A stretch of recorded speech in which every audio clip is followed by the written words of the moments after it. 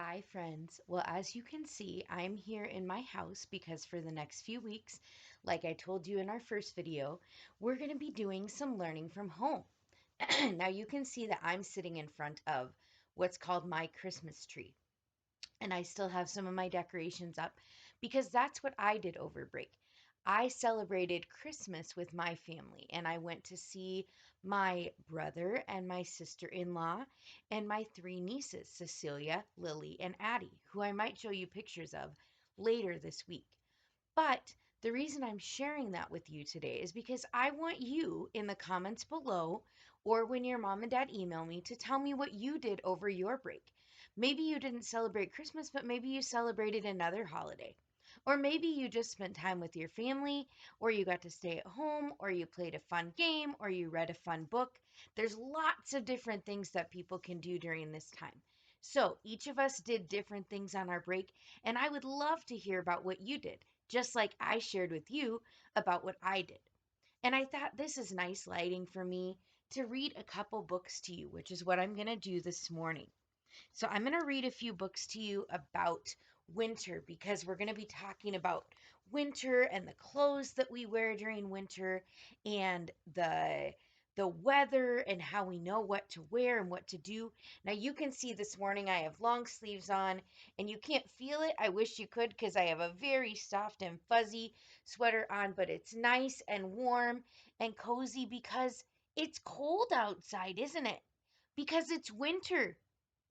And so when it's winter outside, we have to wear warm clothes. I have on my fuzzy, fuzzy sweater and I have on my slippers.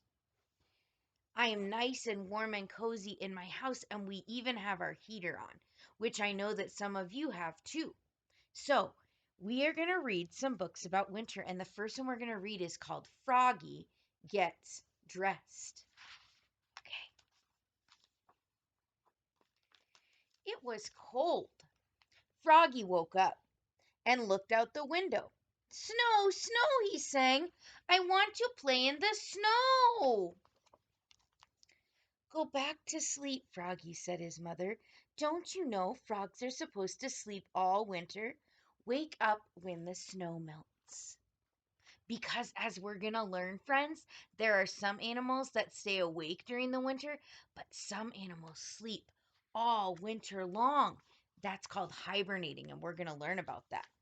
No, no, cried Froggy. I'm awake, I'm awake. I want to go out and play in the snow. So Froggy put on his socks, zoop, pulled on his boots, zup, put on his hat, zat, tied on his scarf, zwit, tugged on his mittens, zoom, and flopped outside into the snow.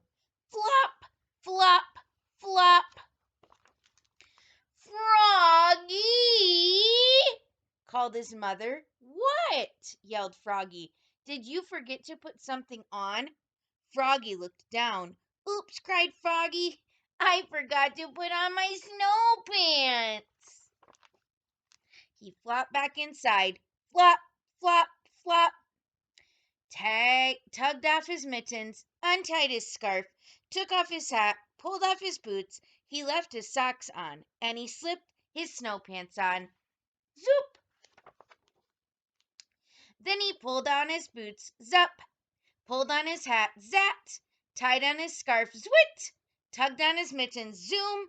And flopped back outside into the snow. Flop! Flop! Flop! Froggy! Called his mother. What? Yelled Froggy. Did you forget to put something on? Froggy looked down. Oops, he cried. I forgot to put on my coat. He flopped back inside. Flop, flop, flop. Tugged off his mittens, untied his scarf, took off his hat. He left his pants. Oh, I had a yawn. Sorry, friends. He took off his hat, he left his pants, his boots, and his socks on, and he buttoned up his shirt. Zut, zut, zut!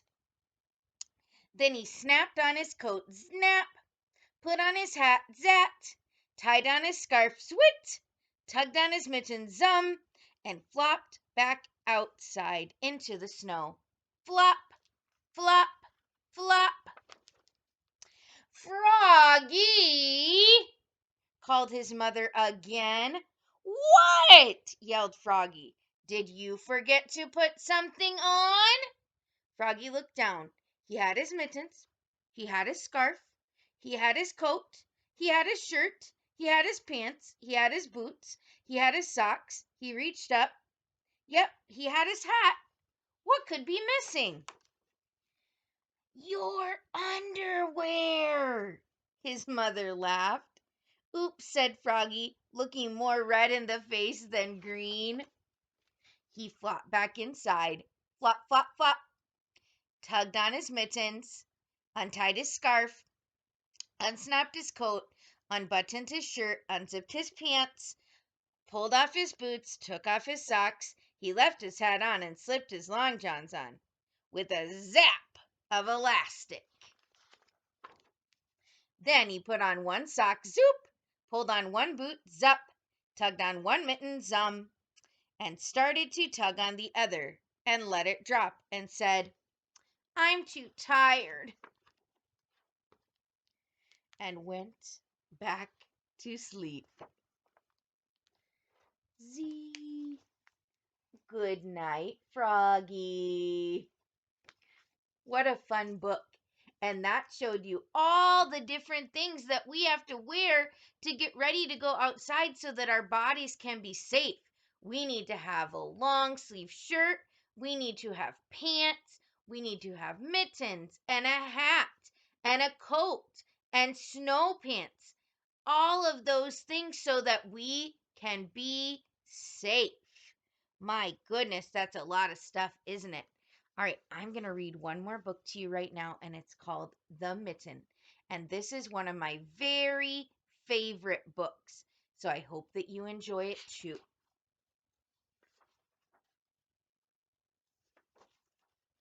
Once there was a boy named Nicky who wanted his new mittens made from wool as white as snow. At first his grandmother Baba did not want to knit white mittens. If you drop one in the snow, she warned, you will never find it. But Nicky wanted snow white mittens, and finally Baba made them. After she finished, she said, when you come home, first I will look to see if you are safe and sound, but then I will look to see if you have your snow white mittens. So off Nicky went, and it wasn't long until one of his new mittens dropped in the snow and was left behind.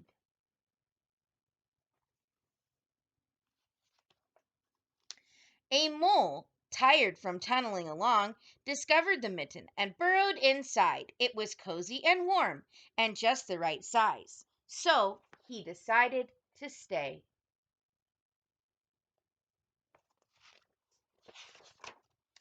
A snowshoe rabbit came hopping by. He stopped for a moment to admire his winter coat. It was then that he saw the mitten, and he wiggled in, feet first. The mole didn't think there was room for both of them. But when he saw the rabbit's big kickers, he moved over.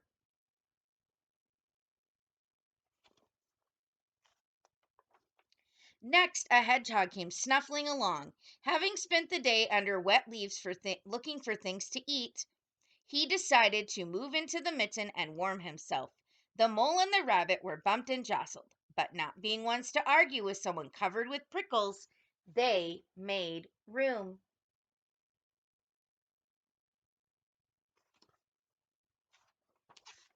Uh-oh. As soon as the hedgehog disappeared into the mitten, a big owl, attracted by the commotion, swooped down.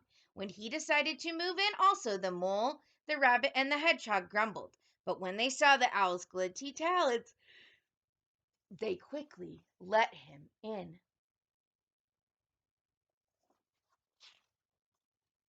Up through the snow appeared a badger. He eyed the mitten and began to climb in. The mole, the rabbit, the hedgehog, and the owl were not pleased. But there was no room left. But when they saw his diggers, they gave him the thumb.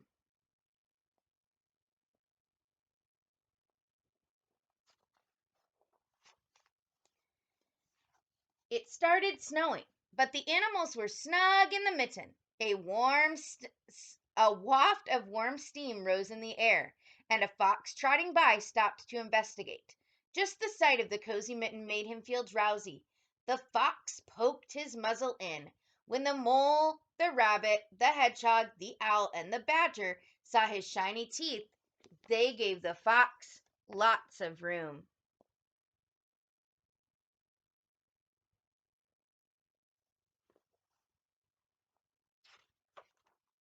A great bear lumbered by.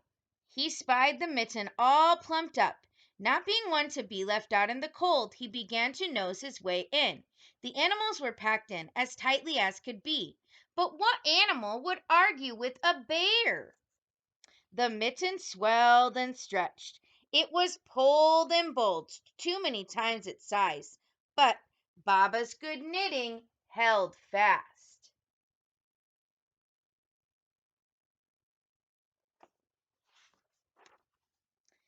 Along came a meadow mouse, no bigger than an acorn. She wriggled into the one space left and made herself comfortable on top of the great bear's nose.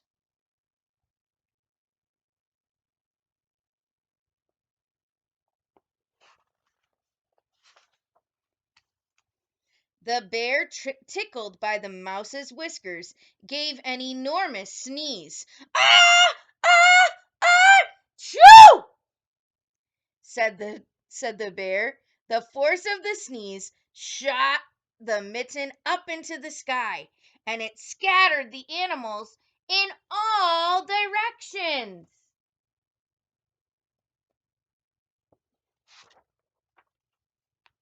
On his way home, Nicky saw a white shape in the distance. It was the lost mitten silhouetted against the blue sky.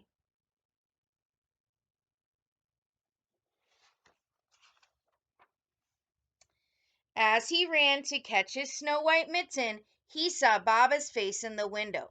First, she looked to see if he was safe and sound, and then she saw that he still had his new mittens.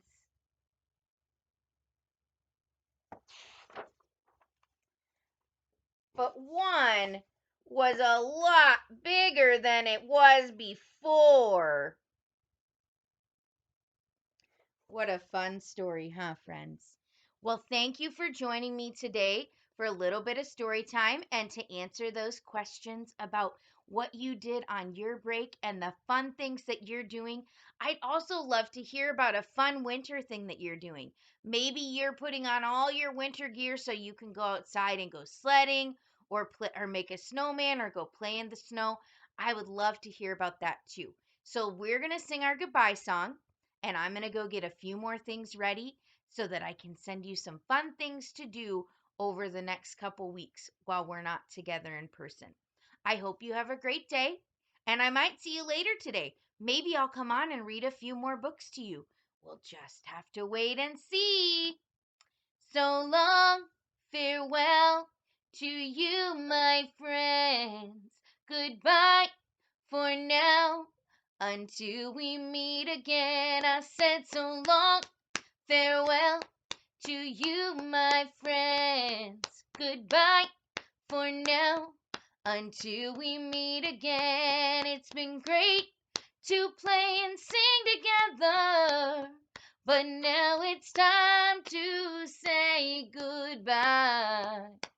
I said so long, farewell to you, my friends. Goodbye for now. Until we meet again, I say goodbye for now. Until we meet again.